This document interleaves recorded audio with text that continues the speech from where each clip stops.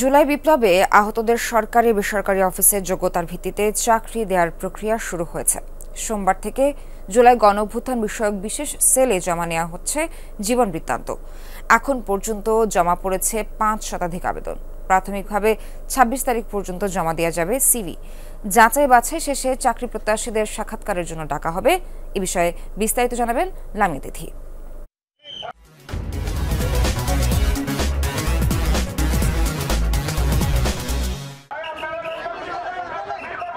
ছাত্র জনতার আন্দোলনে আহতদের পুনর্বাসনে উদ্যোগ নিয়েছে জুলাই গণঅভ্যুত্থান বিষয়ক বিশেষ সেল। ২০ জানুয়ারি এক বিজ্ঞপ্তি প্রকাশ করে আবেদন আহ্বান করা হয়।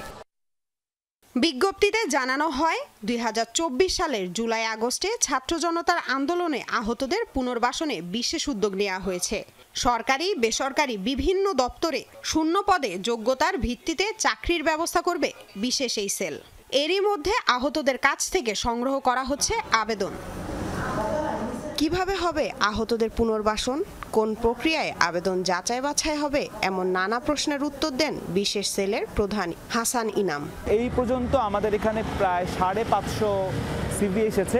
ওভারঅল চিত্রটা দেখতে চাই যে কি পরিমাণ মানুষ চাকরিতে আগ্রহী এবং কি পরিমাণ মানুষ এখন পুনর্বাসন দরকার। যারা মাস্টার্স পাস করেছেন, যারা অনার্স পাস করেছেন, যারা এসএসসি পাস করেছেন, এইচএসসি পাস করেছেন, এভাবে আমরা আলাদা আলাদা করে রাখছি। সরকারি চাকরির ক্ষেত্রে আমাদের ৩ জন ছাত্র উপদেষ্টা আছেন।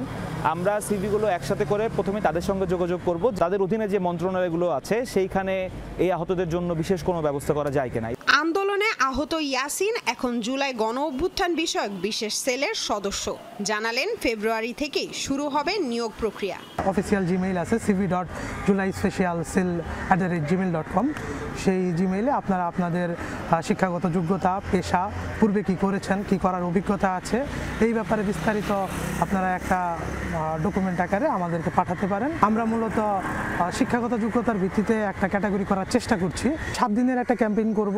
1 থেকে 2 তারিখের ভিতরে কল করে তাদেরকে ডেট জানিয়ে দিতে যাওয়ার চেষ্টা করব।